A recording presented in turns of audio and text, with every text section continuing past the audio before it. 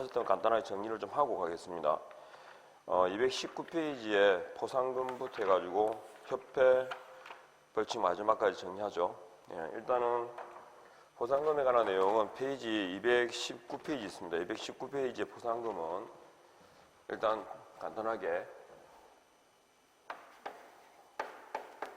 포상금에 관한 규정은 계산 문제가 출제될 가능성이 높고요. 일단은 포상금 지급 사유가 양대, 무부 이 네 가지 사유에다가 뭐가 결합되면 공소제기나 검사의 공소제기나 기소유예 결정이 되면, 그래서 기소유예 결정이 되면, 그러니까 결정이 된 경우에 한해서 이건 유죄 판결이 아니라 유죄 혐의가 인정되면입니다. 그래서 기소됐다가 나중에 최종적으로 무죄 판결을 받았다 하더라도 포상금은 지급한다라는 거. 그래서 양대무부하고 요 요건을 갖추면 포상금을 지급한다. 그러면 자, 포상금 지급 신청은 누가 등록관청이 하겠죠. 포상금 지급 신청은 등록관청이, 그런 등록관청이 신고 고발에 대해서, 이 건에 대해서 신고 고발에 대해서 포상금 지급 신청서를 제출받겠죠. 그래서 포상금 지급 신청서를 받은 등록관청이 처분 내용을 조회합니다. 수사기관에 처분 내용을 조회하고 지급 결정을 하겠죠. 포상금 지급 결정을 하고, 그리고 1월 이내에 지급해야 된다. 지급하여야 한다. 이렇게요. 일단은 신고 고발은 등록관청, 그 다음에 수사기관에 대해서 하지만 포상금 지급은 등록관청이 합니다. 그러니까 포상금 지급 신청서는 누구에게 제출한다? 등록관청에 제출한다. 그죠? 그리고 처분 내용을 조회, 그리고 지급 결정이 되면 이거 1월 이내에 이제는 지급해야 됩니다. 지급하게 되는데 어떻게? 한 건당이죠. 한 건당 50만원 정액입니다. 한 건당 50만원 정액을 이 50만원에서 100분의 50 범위 내에서 국고 보조를 받죠. 국고 보조를 받아서, 그러니까 100분의 50이니까 이거 전부가 아니고 뭐다? 일부입니다. 일부. 전부 또는 일부가 아니라 일부를 국고 보조를 받아서 한 건당 50만원을 아셨죠? 정액이죠. 그리고 포상금을 지급하게 됩니다. 그리고 행정기관에 의해서 적발되기 전이겠죠. 적발 전에. 그리고 지급하는 방식이 하나의 사건에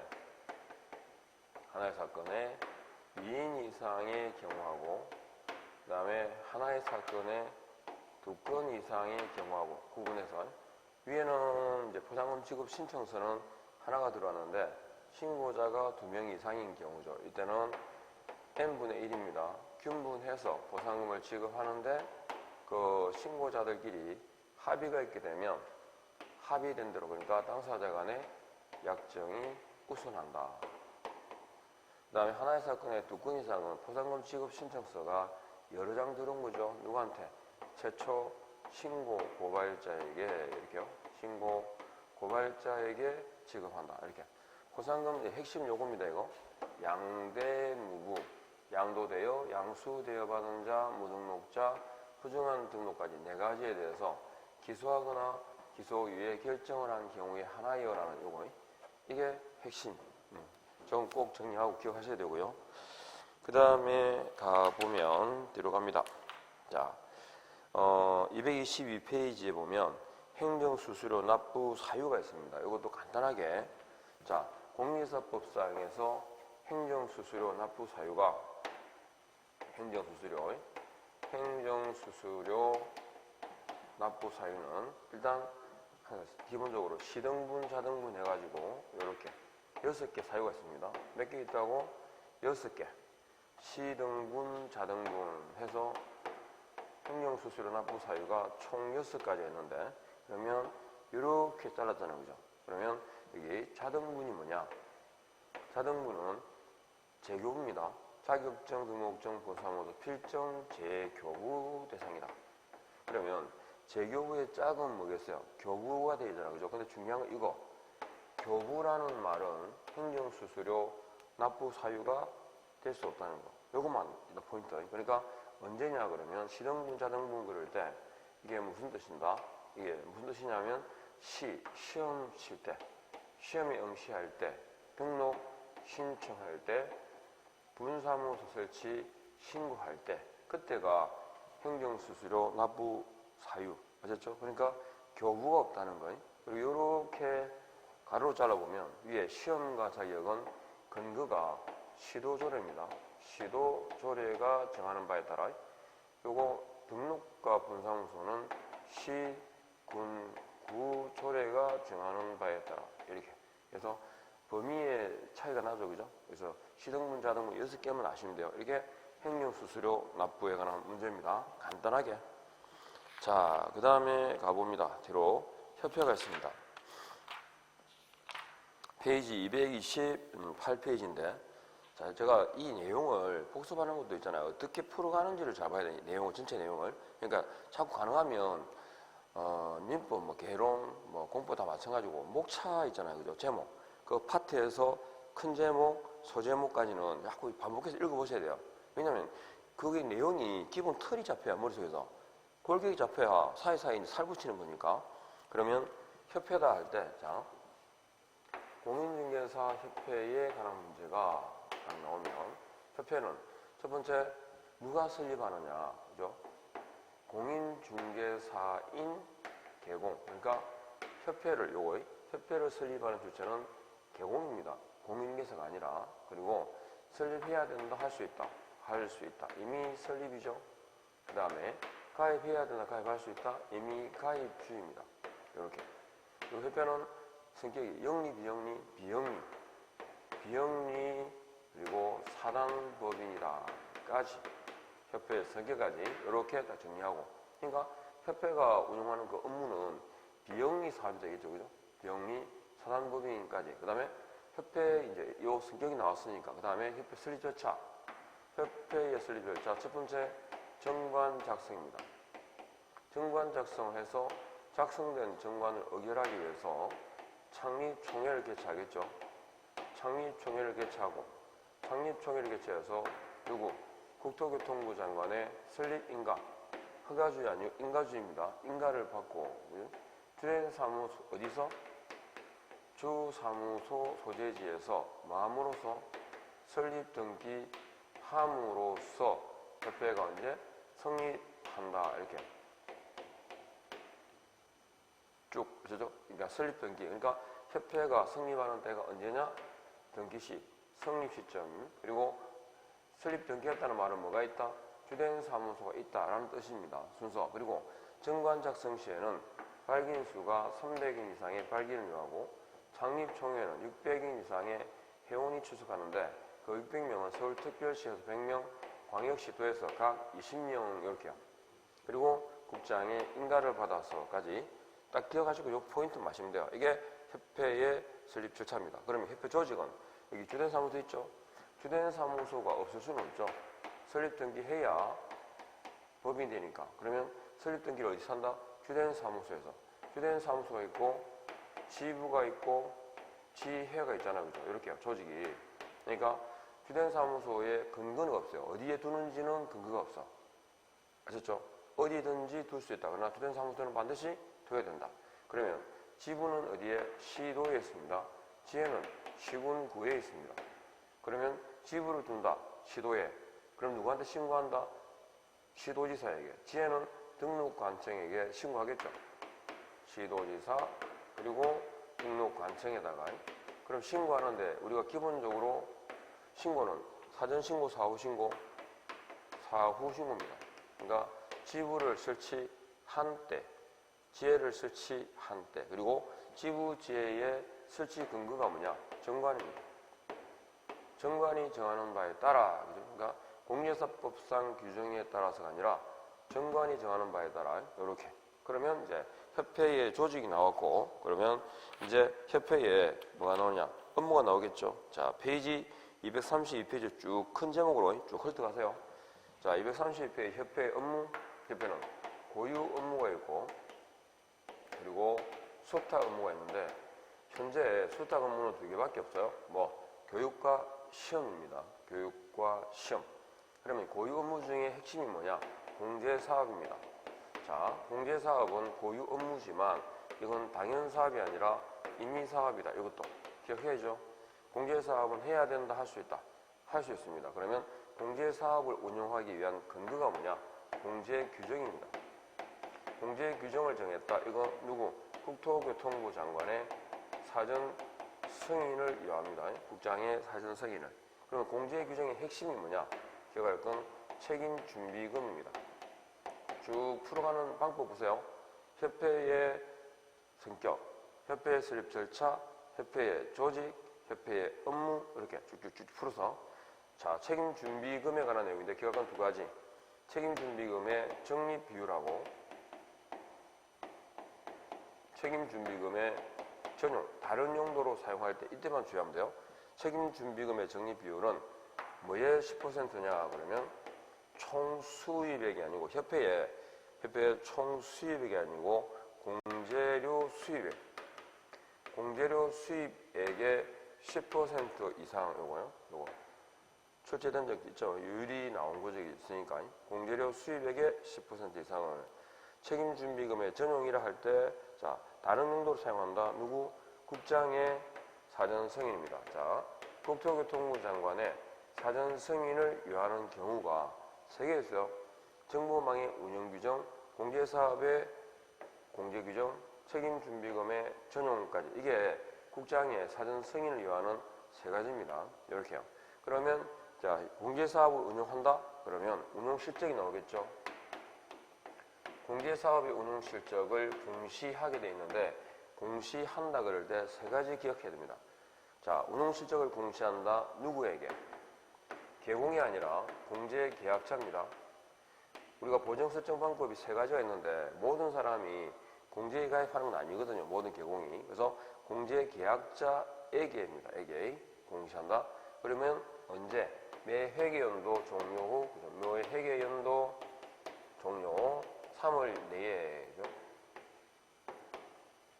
그 다음에 어떻게 하느냐? 공시하고 엔드입니다. 엔드 하고 게시하여야 한다. 까지 그죠? 그리고 여기 운자 딱 생각나요. 운명 그죠? 운명 운자 운용실적 공시할 때 동그라미 했잖아요. 운자에다가 그러면 운명 토용계약고 5번 있죠?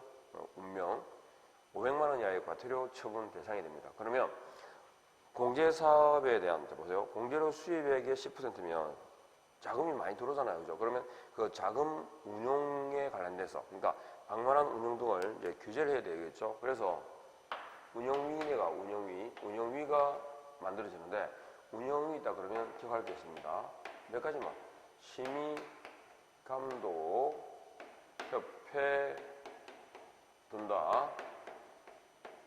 심의감독, 협회 둔다. 심의감독, 협회 둔다. 하는 일은 심의감독입니다. 어디에 있냐? 협회에 있습니다. 둔다, 둘 수 있다. 둔다.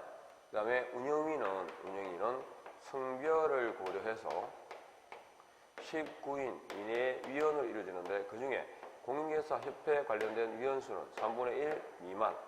적어야 그죠? 적어야 공정한 심의가 될 거 아니에요. 그래서 이상이 아니라 미만입니다. 그리고 임기는 2년으로 하되 1회 연임이 가능하다. 숫자, 언급되는 숫자만 이렇게. 그리고 협회 운영위는 위원장, 부위원장, 위원으로 이루어지는데 위원장, 부위원장이 각 한 명씩이거든요. 각 한 명씩이다. 그죠? 그리고 호선, 자기들끼리 뽑아요. 최소한 이 정도는 운영이 있다. 기억해 두시고. 그 다음에 협회에 대한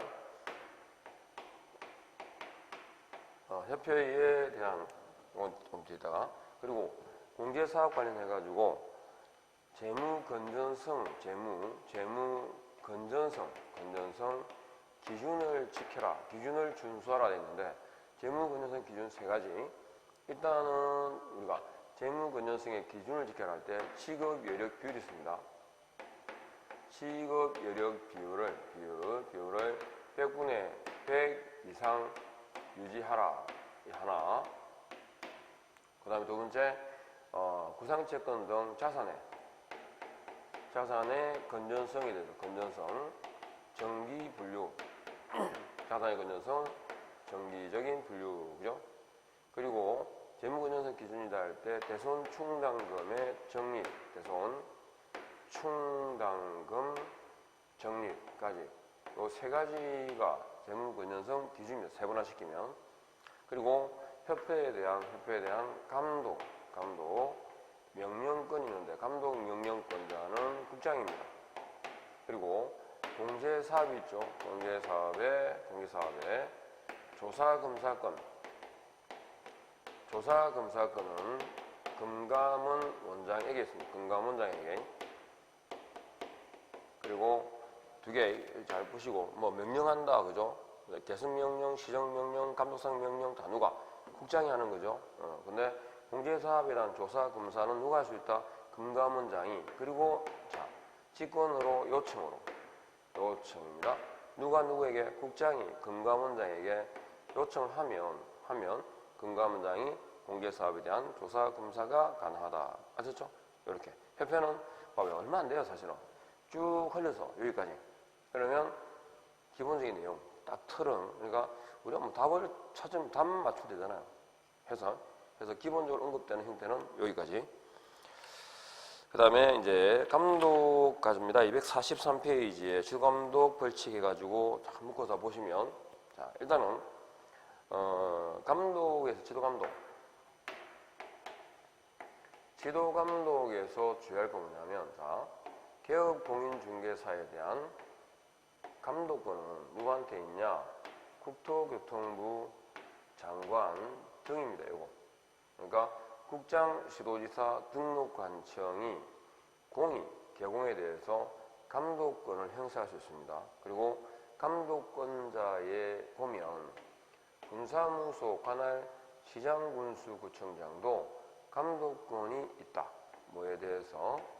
군사무소에 대해서만 감독권이 있습니다. 그리고 지도감독의 대상에는 등록하지 않고 중개업을 영위하는 자, 무등록자도 지도감독의 대상에 포함된다. 이거 기억해야 되고요. 아셨죠? 그리고 지도감독의 방법은 두 개 있습니다. 행정명령과 행정명령, 그 다음에 행정조사 이렇게 두 가지가 있고 행정명령은 개공, 거래정보 사업자, 행정조사는 자 중요한 거 무등록자는 행정조사의 대상일 뿐입니다. 그리고 사무소에 출입해서 감독하는 그 소속 공무원은 정표를 지니고 내 보이겠죠. 그 정표가 몇 개냐? 슉슉 몇 개? 두 개입니다. 공무원증하고 조사, 검사, 증명서까지 아셨죠? 두 개가 있습니다. 그거 기억하시면 되고요. 그리고 위반했을 때 제재가 개공에 대해서 개공 위반하게 되면 업무정지고 거래정보 사업자는 500만 원 이하의 과태료 처분 대상이다. 이렇게 일단 정리를 하시고 그 다음에 페이지 245페이지에 행정처분이 나와요. 자, 공인중개사법상 규정 위반에 대해서 행정처분이 나오는데 이 행정처분은 종류가 취소처분과 정지처분으로 나뉘어지고 그리고 이러한 취소처분 전에는 청문이라는 사전 절차를 그리고 정지처분에 대해서는 의견 제출의 기회를 부여하도록 규정하고 있습니다. 즉 행정처분에 대해서 사전 절차를 두고 있죠. 그리고 이 청문이나 의견 제출의 기회 부여라는 사전 절차는 그 세부적인 내용이 공인중개사법이 아니라 행정절차법에 규정된 절차를 따릅니다. 그리고 청문의 대상은 뭐다? 행정처분이 아니라 취소처분입니다. 이거 꼭 정리하시고 됐죠? 그리고 행정처분에 있어가지고 딱 기억할게. 행정처분에서 꼭 하나만 기억해야 된다. 그러면 절취입니다. 절대적 등록취소 처분 사유 종류를 기억해야 됩니다. 뭐냐? 해결사, 양정이, 부대 그래가지고 8개 있습니다. 양정이, 부대. 직업이 뭐냐? 해결사 그랬죠? 자, 그리고 공인중개사법상에서 무조건 금지하고 있는 게 4개 있잖아요. 이중등록, 이중소속, 양도대여. 그래서 이중등록, 이중소속, 양도대여는 절치와 몇 대 몇? 1대 1입니다. 부정한 등록은 절치와 3대 3. 정지기간 중에 그러면 제가 무조건 날린다 그랬죠. 업무 정지 중에 그러면 등록 취소, 자격 정지 중에 그러면 자격 취소입니다. 그 다음에 회사, 법인의 회사는 개인의 사망이고 결격사유 맛이 갔죠? 등록을 취소해야 된다. 그래서 해결사 양정이 부대 해가지고 절치 꼭 기억해야 됩니다. 이거 8개. 그리고 자 상치, 상대적 등록 취소 중에서 기억하실 건 2개만 알면 돼요. 2개. 뭐 나머지 원체 다 개별적인 항목에서 봐야 되는데 상치에서 기억하실 건 2개. 최근 1년 내에 3회 이상이라고 나오는 거 있죠. 그래서 3 비슷하니까 상치. 그리고 자, 또 하나가 뭐냐면 독점법 위반입니다. 독점법 위반이다 그럴 때는 원칙은 업무 정지예요. 업무 정지인데 2년 내 2회 이상이라고 나오면 이것만 뭐다? 상치다. 이것만 아셨죠? 그러니까 원래 일반적으로 독점법 위반이다 그러면 뭐라고? 업무 정지예요. 다만 2년 내 2회 이상의 경우만 독점법 위반이 상치라는 거. 그 다음에 자, 업무 정지 6개월짜리 있습니다. 업무 정지는 6월, 3월, 1월 다양하게 있습니다. 그죠? 그 중에서 5개. 누가? 정상이 독감으로 결석했다. 여기까지. 정상이 독결. 정보망에 거짓된 정보를 공개했을 때 거짓된 정보 공개. 상치 1회. 이 최근 1년 이내에 2회 이상 하는 거예요. 독점법 위반은 업무정지 그랬죠. 그 다음에 결격 사유자를 고용했을 때 이렇게 정상이 독결. 이게 업무정지 6개월짜리입니다. 종류는 기억해야 됩니다. 많아요. 15개 중에 종류 많은데 정상이 독결해가지고 이 5개는 꼭 기억해야 됩니다. 그리고 업무정지 하셨죠? 그 다음에 종류 중에 기억할 건 자격정지도 6개월짜리 있어요. 자격정지 누구죠? 소공이죠? 항상 붙여서 소공의 자격정지 6월은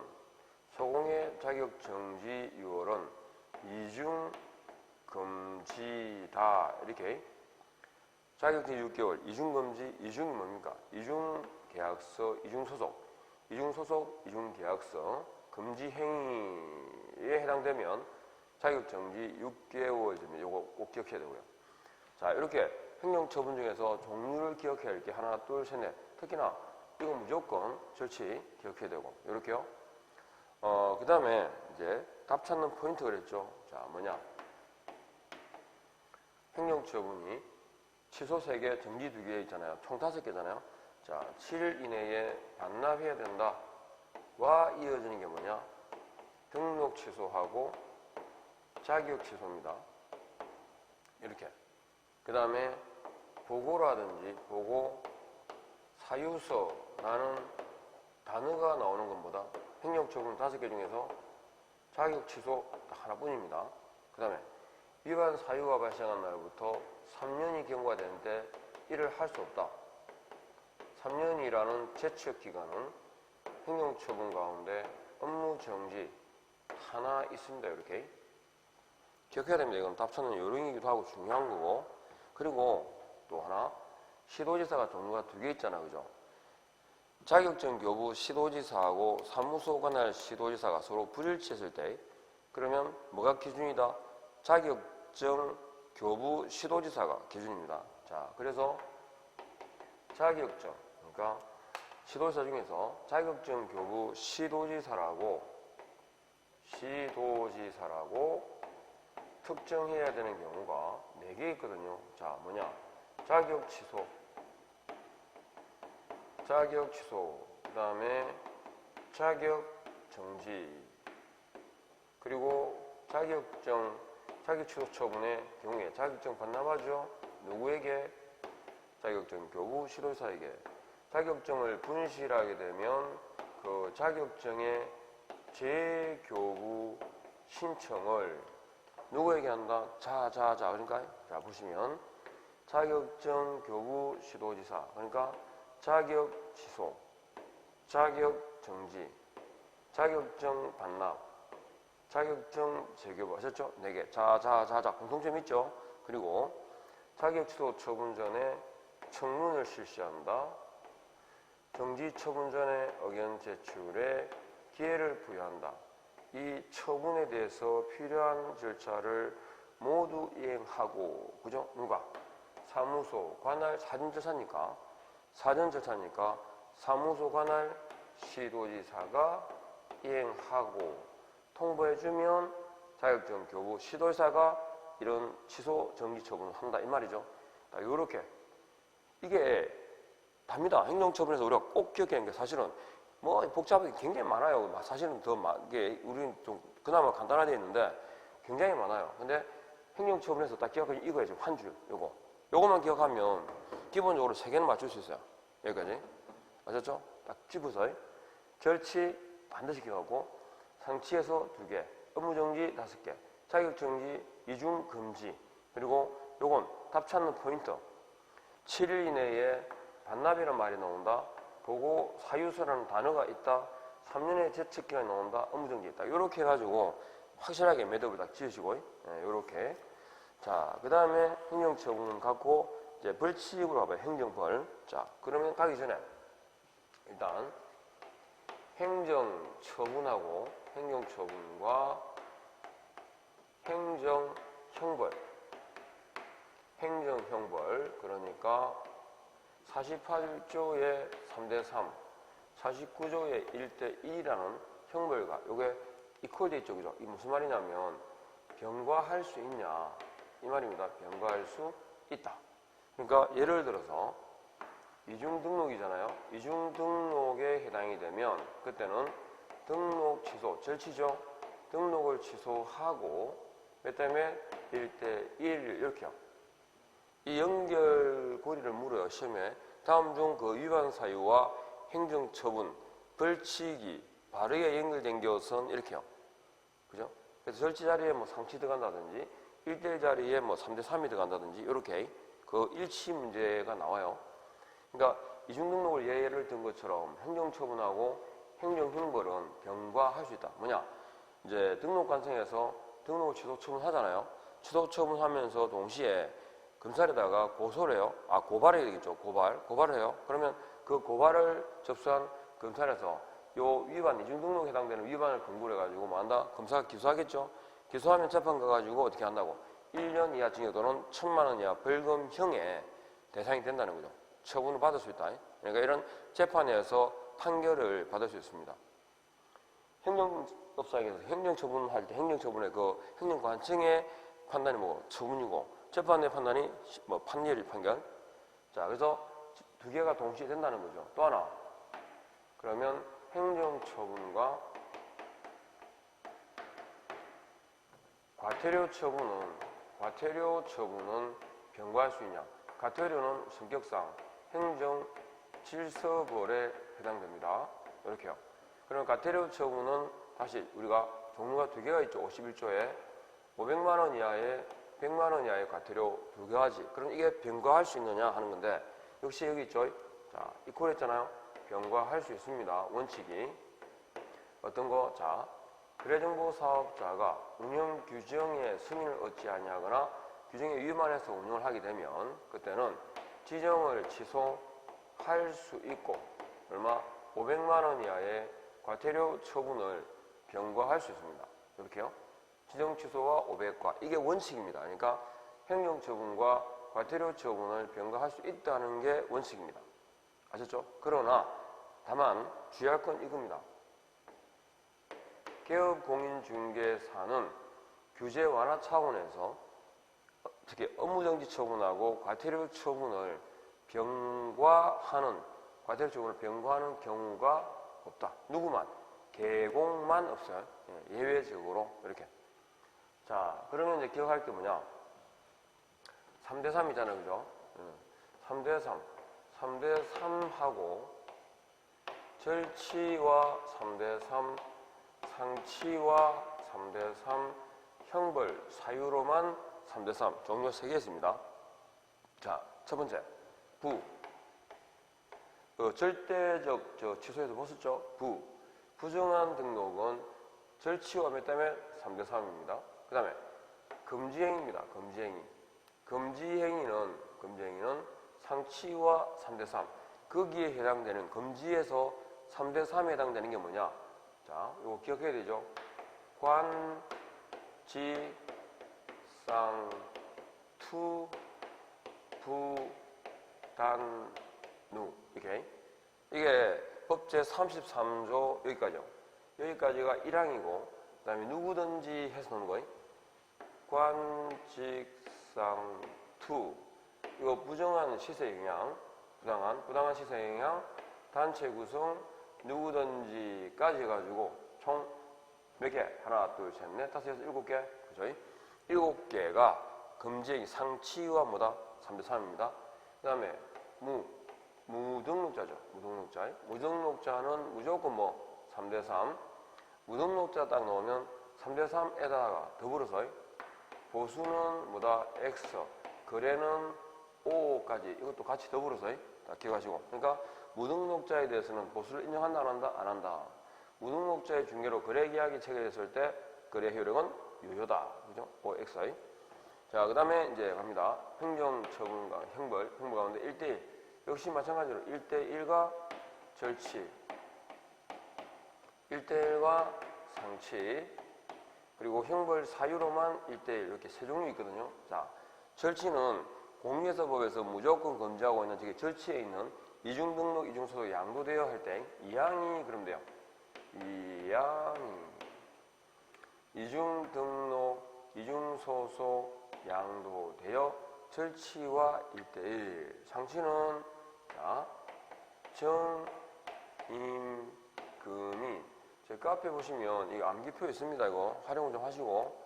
자, 정, 거래정보사업자가 개공으로부터 의뢰받은 정보 외에 다르게 차별 공개하게 되면 그 지정을 취소하고 할 수 있고 1대1. 그 다음에 이중사무소, 사무소는 상대금지죠. 이중사무소, 임시중개시설물은 상치와 1대1이죠. 금지행위 가운데 매무복구 있습니다. 금지행위는 형벌의 종류를 꼭 구분하셔야 돼요. 그죠? 등록을 취소할 수 있고 1대1입니다. 그 다음에 무슨 표? 유비표. 그죠? 유비표. 공인중개사 아닌 자가, 아닌 자가 공인중개사 등의 명칭을 사용했을 때, 표시 광고를 했을 때, 비밀 준수 의무를 위반했을 때, 이게 3대 3, 1대1. 자, 기가세의 종류. 일단 보면 알면 돼요. 보고 동그라미 할 수 있는 게 실력이니까. 그래서 이항이, 그다음에 정임금이, 유의표까지. 이렇게. 그리고 500만 원 이하, 100만 원 이하 과태료 처분이 나오는데, 자, 500만 원 이하의 과태료 처분. 이 과태료 처분은요, 여기 2분의 1 범위 안에서 감경할 수 있죠. 그러나 이하니까 가중하더라도 기준금액을 초과할 수는 없어요. 그렇죠? 그래서 과태료의 종류라든지 그 다음에 대상에 대해서는 이거 공인중개사 법률에 있습니다. 그 다음에 과태료의 부과 기준에 대해서는 이거 대통령령에 있습니다. 그 다음에 과태료의 부과 징수 절차는 이거 질서 위반 행위 규제법에 있습니다.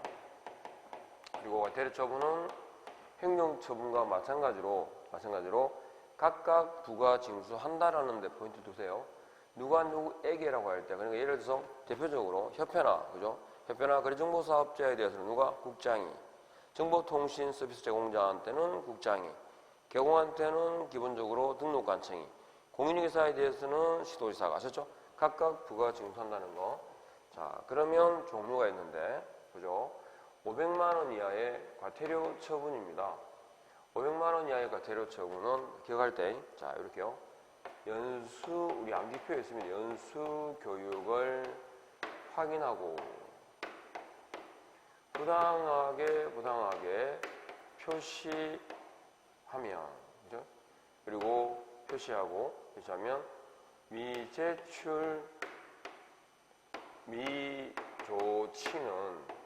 미조치 500관은 운명이다. 이렇게. 그러니까 연수 교육을 받지 않았을 때, 그리고 확인 설명을 하지 않았을 때, 부당한 방법으로 표시 광고를 했을 때, 부당한 표시 광고가 어떤 거냐면 존재하지 않는, 그죠? 허수의 물건을 올린다든지, 그러니까 부정, 과장, 그 다음에 부동산 거래 질서 교란 행위 등에 대해서, 그러니까 부동산 표시 해가지고 500화입니다. 그 다음에 그러니까 부동산 거래 질서를 해치는 행위겠죠. 그 다음에 미제출, 즉 정보통신 서비스 제공자가 관련 자료 제출하지 않았을 때, 확인이나 추가 정보 게재 등의 조치를 하지 않았을 때, 그리고 운영규정, 운용실적, 그 다음에 명령 위반까지 해가지고 이게 500만 원 이하의 과태료 처분이고, 지금 여기 보시는 부당한 표시 광고, 미제출, 미조치, 이게 추가된 사항입니다. 이거 꼭 좀 체킹하셔야 되고요. 그 다음에 100만 원 이하의 과태료 처분은, 100만 원 이하의 과태료 처분은, 자, 이것도 딱 비교될 때, 이게 과태료 부과 기준이 대통령령에 보면 50만 원짜리, 30만 원짜리, 20만 원짜리로 나뉘어져요. 그래서 그걸 좀 기억하셔야 됩니다. 자, 무슨 산이냐? 표문산에 등반할 때 개 이 손을 잡아요 있었죠? 이렇게요. 그리고 휴까지. 첫 번째 줄은 얼마? 50만 원. 두 번째 줄은 30만 원. 마지막 20만 원 해가지고 과태료 부과 기준이 이렇게 나뉘어진다, 분류된다. 이렇게 정리를 하시면 되겠습니다. 그래서 지금 이제 행정처분부터 일단 기본적인 얘기 쭉 정리했는데, 행정처분, 협회, 그죠? 포상금 해가지고 지금 굉장히 많죠. 칠판에 지금 정리된 것만 5문제, 6문제, 7문제. 그러니까 여기에서 지금 7문제 정도 나오겠네요. 그래서 칠판 저기부터 여기까지 좀 꼭 종류 기억하시고 마무리 지어야 됩니다. 특히 여기 이건 이제 새로 추가된 거 있잖아요, 그죠? 개정되면서 한 요 부분들은 특히 좀 기억을 해 두셔야 되고. 그래서 일단 이제 법령 부분 이렇게 마무리 지었고, 그 다음에 부동산 거래 질서에 가겠어. 자, 그러면 여기 부동산 거래 질서 신고법 관련해 가지고 조금 쉬었다가 정리하겠습니다.